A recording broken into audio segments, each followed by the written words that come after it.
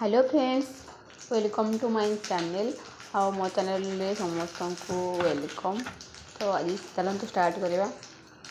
मुझे गोटे बनैबी नुआ डिश आमती कौन को मैंने बनई खाते शीत दिन तो बहुत बढ़िया लगे जेहतु बंधाकोबी फुलकोबी घर को बहुत सारा परिवा मैंने जेहतु ये सस्ता भी अच्छी बाजार में तो बंधाकोबी तरकारी खाई खाई तो बोर लगे ना बंधाकोबी टाक कौन करी आज भाविली तो फाइनाली मुझे बनैबी बंधाकोबी गोटे नुआ स्नाक्स। तो एमती तो प्राय बनई समस्त खाती आपको मैंने बनई खाती भी एमती बनई मैंने मत कमेंट कर कहे।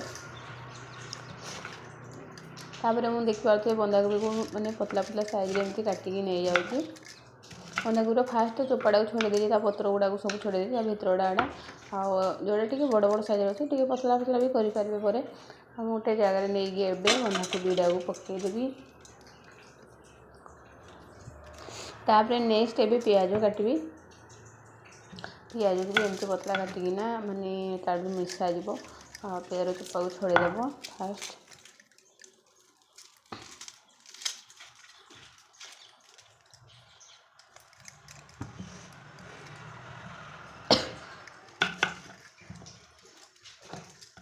तापर पियाज को भी एमती आपण मैंने जमी चाहिए सेमती काटी पारे किसी असुविधा नहीं।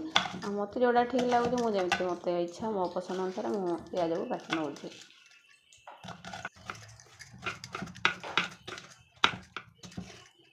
तो फाइनाली मोर पियाज भी रेडी हो गला।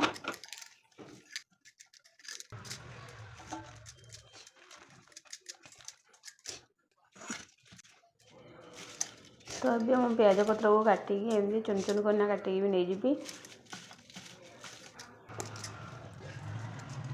पियाज पत्र देवा द्वारा मैंने पाटी बहुत टेस्ट भी लगी था खायापी स्मेल भी बहुत बढ़िया आसी थाए।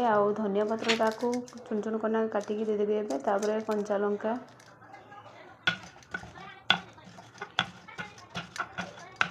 आप जी खाए से दे पारे मु मोर जी अनुसार मो हिसाब से जी राग खाए से अनुसार आम राग दौर। तापर टे अदा टे मानने कुड़ीना दे दूँ